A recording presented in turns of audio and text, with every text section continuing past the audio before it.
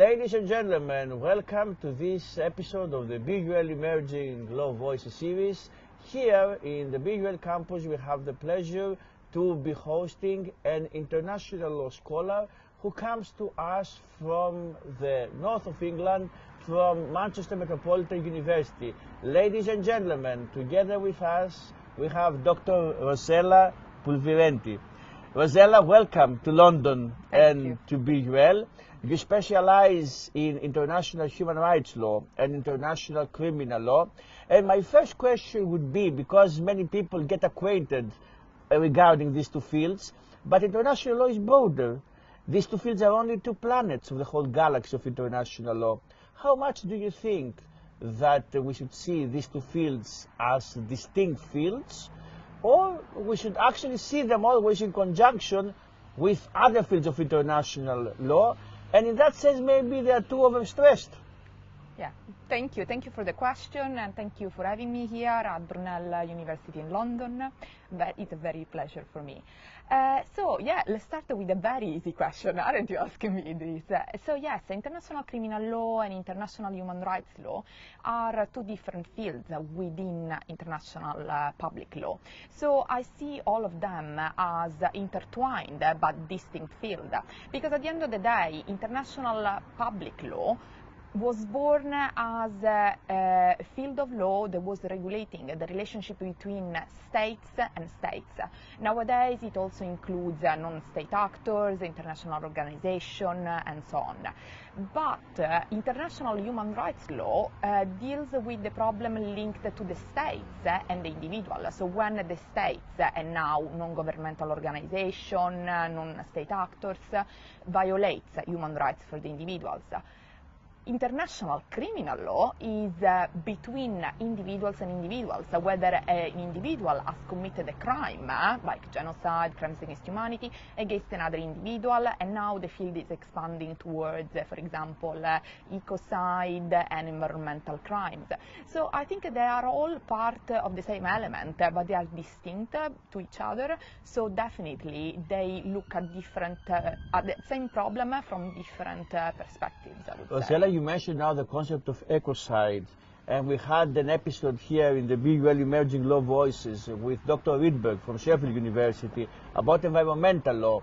How much do you think is it essential or necessary for international criminal law to expand and actually spread its wings also to environmental law? Absolutely, a good question. I would say yes, environmental law is absolutely an important field. So if we could expand to ecocide, that I think is the future, is also where we should be going. But with that in mind, it's also true that international criminal law at the moment is having a bit of problems and setbacks. There is some problems, for example, with the International Criminal Court in prosecuting different crimes. So I heard that some time ago the prosecutor of the ICC wanted to proceed to investigate some eco-crimes. So this is a welcome addition to the International Criminal Court, but clearly there are some challenges. So I assume it's going to be difficult to set a trend, but yes, definitely is a good trend. Rossella, you started your thoughts and your words by saying that international human rights law, international criminal law inaugurated a new phase in the development of public international law with the involvement of the individual. Do you think nowadays that we have a discussion about the responsibility of international corporations, meaning legal persons, do you think that we are entering a third phase of this whole discussion about the ambit of public international law? Yes, I think there is the possibility of going that, but again, the question is the feasibility. In this moment, we are having some issues in prosecuting individuals, so maybe corporation could be a positive addition to that, but we also need to check the viability of the evidence, what would be the enforcement system once the decision are issued, whether that is possible to fine the corporation and so on. But absolutely yes, that that is part of a normal development of any international field.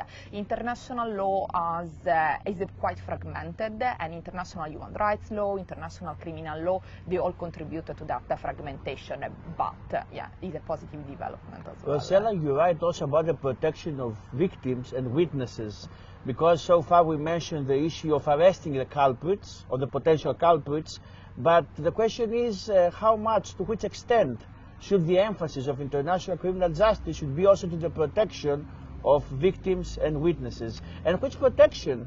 So it's a twofold question. Which protection do you think it's more difficult to achieve?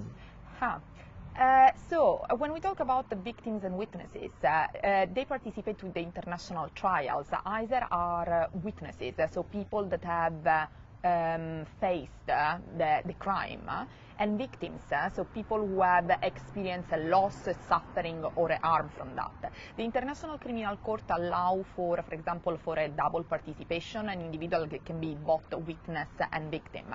So they are the core, the essence of the international trials. The problem is the international criminal law, when it developed after the Second World War, was more concerned with the deterrent effect, with punishing the people that were responsible for the crimes. So the trend of focusing on witnesses and victims is something that it came like a late trend in the last 20 years. The problem with witnesses, clearly, is that the International Criminal Court at any international tribunal has no enforcement powers, so has no police. So when you put the witnesses in the grounds and you collect the information, then you move them, for example, to The Hague or to other places, it's difficult to protect them outside the courtroom. So this can create some tampering of witnesses, some intimidation of witnesses, and so on.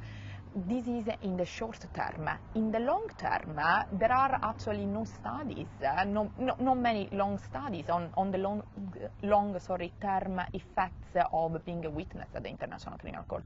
So protecting individuals is the core element. Of course, nowadays we can use technology, so some evidence could be linked to new technologies. You speak about digital evidence. Digital evidence. Because there's some limitations in the use of visual digital evidence, the psychological impact of this kind of evidence. There are other questions that can emerge. Yes, absolutely. So there are new studies about the use of technology on that. The problem is there are some crimes, like for example conflict-related sexual violence, that are not. Those crimes are hidden crimes, so they are you cannot generally catch them on a camera. So for that crimes, protecting witnesses is still the baseline. On the other side, I think you were referring also to victims. Victims have a different type of problems because they can participate to the trial as individuals that can put forward their point of view and their claims. Generally, they are represented by a legal representative, while witnesses generally go to courtroom or they can testify via video link. The problem with victims is that they mainly remain in their own countries. So the legal representative goes to the court, generally in The Hague, and there is a sort of gap between the victims and the legal representative. So the problem would also be a sort of gap in accountability. There is a bit of distance when we want to achieve, let's say, justice. For this reason, some courts, also the International Criminal Court, have created some outreach programs. So they try to reach the local communities to foster a reconciliation, but that is quite a tricky aspect. Rossella, you speak about the need to have this outreach towards the victims or the witnesses, and what about to have an outreach towards experts in order for the judges to be able to understand more what is happening? And I'm speaking either about sometimes maybe military experts are needed to understand the minutiae of warfare, but also more conspicuously in cases that were already before the International Criminal Court and International Criminal Tribunals, we had the issue of the psychological effect of warfare. So we need mental health experts, and these are provided only in the sentencing phase. So do you think that the Daubert standard should apply in the international criminal trial? And just to say for our viewers that the Daubert standard is an American standard that dictates that experts should actually voice their stance when we have a matter of expertise. Yes, very difficult question, a complex question. Yes, so far when I've been talking about witnesses and their protection, I talk about witnesses that discuss facts, so what they have experienced in their life. In this case, we talk about expert witnesses, so people who have an expertise. They can be engineers, they can be doctors, they can be expert in history or culture of a certain country. And they are generally called by the International Criminal Court because the judges who are asked to assess the problems do not have knowledge in all the aspects. So yes, using them and their knowledge is quite important. You referred to, for example, some cases in front of the International Criminal Court. Recently, this was discussed in the Ongwen case. For those who are not insiders, Ongwen was abducted when he was a child by the Lord Resistance Army in Uganda. Yeah, exactly. And he was very young when this happened. Then the Lord Resistance Army trained him and he became a perpetrator of a lot of atrocities. He went in front of the International Court as defendant, and the International Criminal Court accused him of 61 counts between war crime and crimes against humanity. So the defense of Ongwen, the defense team, never denied that those crimes were being committed. They said, as you were saying, that the individual had some mental health element that was preventing him from being convicted for the crimes he had perpetrated. So they were using, for example, a mental element or like duress. The fact that he was abducted when he was very, very young, so he was not able to understand, what is good and what is bad. The International Criminal Court used some psychologists. They used some people that were experts in the history and the context of the Ugandan war. When the appeal decision came out, this was contested anyway, because it was contested according to some scholars that the International Criminal Court did not take into consideration the mental element and the mental harm of the individual, because he was both a victim who then became perpetrators. So the answer is yes, shortly to your question. We need to use expert witnesses for, to help the judges in making the right decision. But it stays with the judges, with the independence of the judge to decide how to use the different evidence, whether to believe more to the direct witnesses of the crime or whether to give more weight to And of course we have the principle of free evidence also in international criminal law, so that's evident that the judge has a discretion to actually take into account whatever admitted evidence he wants to follow. Thank you for pointing that out, because the problem is also that it depends on the strategy of the prosecutor and the defendants, which kind of expert witness to bring forward. So there were also discussion on whether the strategy from both parties was the one that was going to, achieve the best result. But, that stays within the prosecutorial or the defense team. We cannot, comment on that. Rossella, you have written also, you mentioned before, also crimes that involve sexual violence. Yes.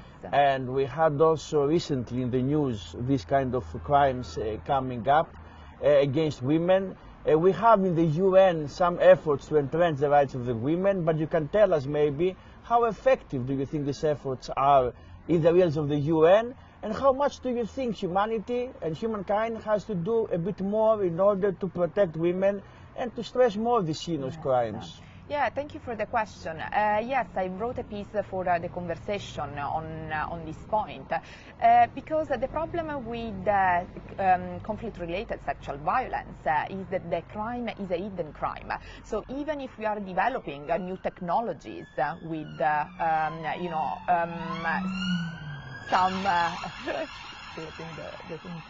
so we are developing new technologies, so with digital evidence. sexual violence is a hidden crime. It means that generally the victims have difficulties in talking about that. So generally we bring, additional psychological support. But the problem is that in some contexts where there is a war ongoing, so the situation is quite volatile, it's difficult to find the right psychological support.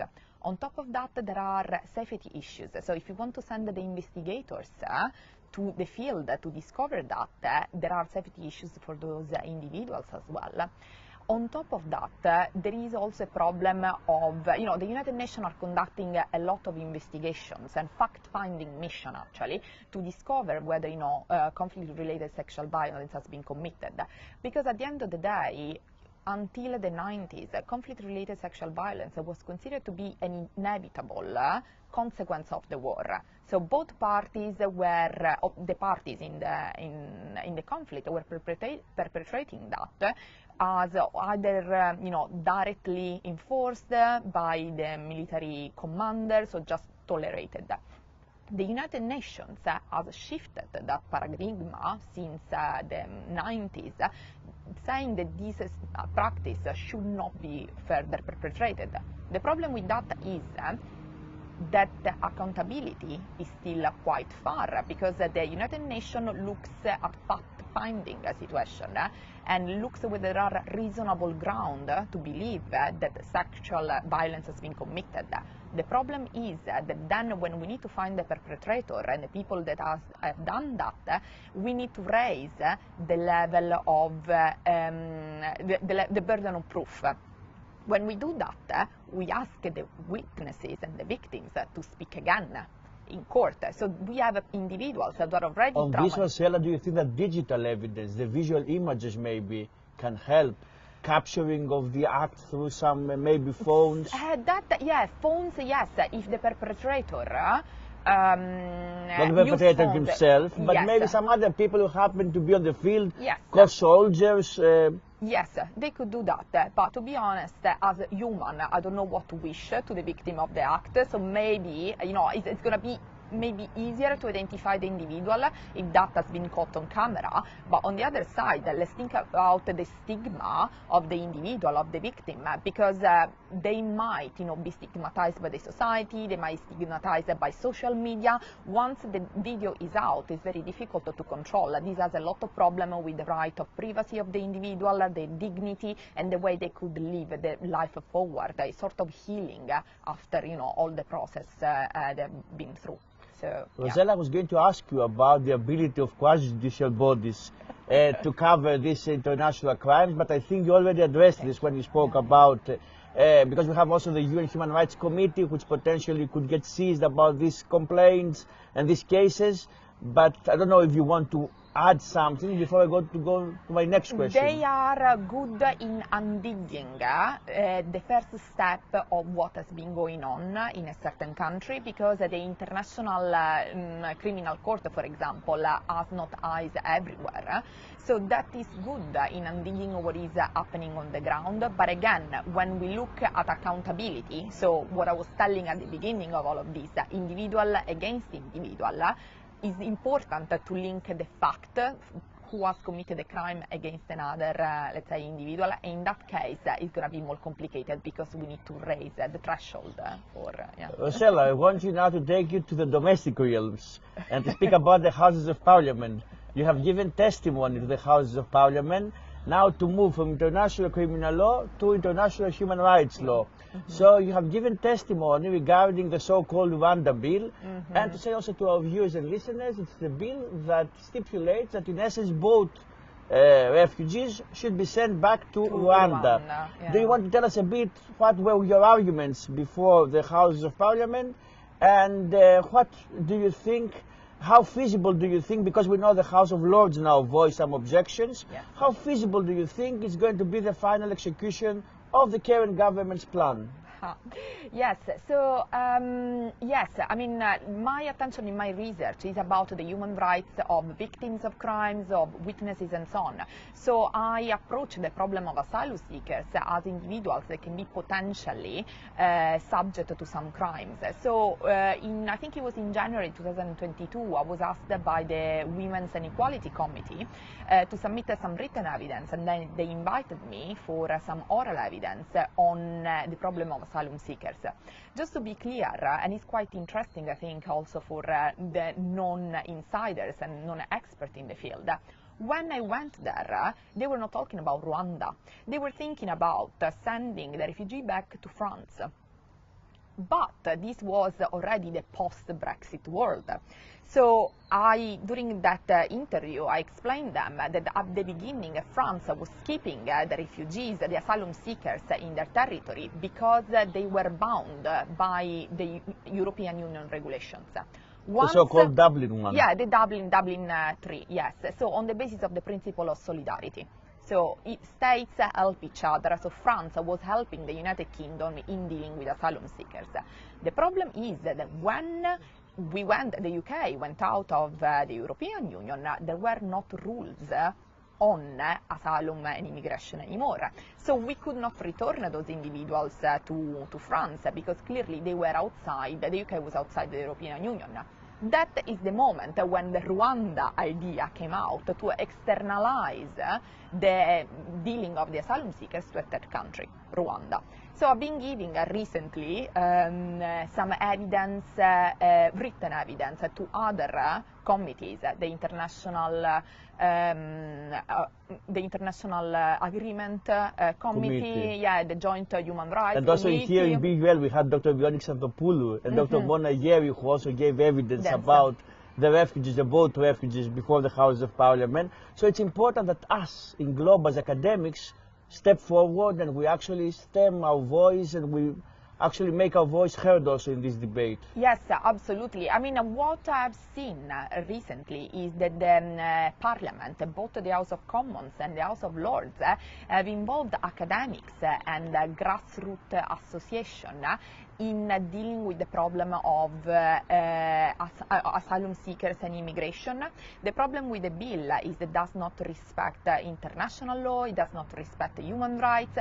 Talking about human rights, some of the clauses are specifically disapplying the Human Rights Act, which means that whoever thought about the bill was thinking that probably human rights could have been an obstacle to complete the Rwanda, let's say, the Rwanda plan. So for this reason, I think that it is important to have a view around asylum seekers that is respectful of international obligation, is respectful of human rights, and I'm glad that the Parliament is, taking care of the view of academics, of the view of individuals that work in the field with asylum seekers. So. Rossella, one more personal question I'm going to ask you about your personal academic route. Yes. Is that you have been a lecturer, you have taught in Liverpool and now you're in Manchester. Yes. And I will ask you about the transition, academic transition and also environment transition.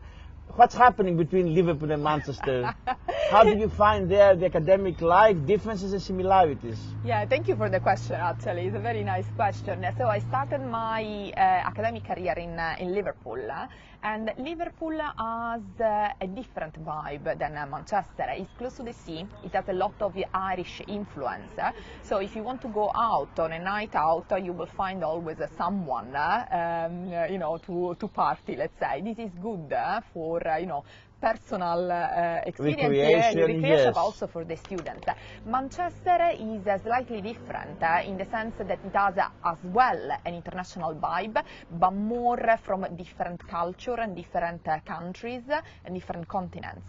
It has, more it has more to deal with, for example, industry. I don't know if you, I mean, Karl Marx wrote The Capital after he visited some factories in Manchester. So it has a completely different... Do you think that it impacts also on the academia there in Manchester? Yes. Meaning the cooperation with the business world is more acute there yes. than in Liverpool? In Liverpool, Liverpool is rediscovering the slavery traditions. So there is a lot of research that is based on slavery, and so it is just, you know, fostering all of that. In Manchester, there is more link to the industry, but there is also link to the sport industry, because clearly, you know, we have big football clubs in there. So yes. Indeed. Rossella, we are both public international law lawyers, but we must admit that some of our colleagues are interested more in private law. And my last question will be, how much do you think all the discussion we had about accountability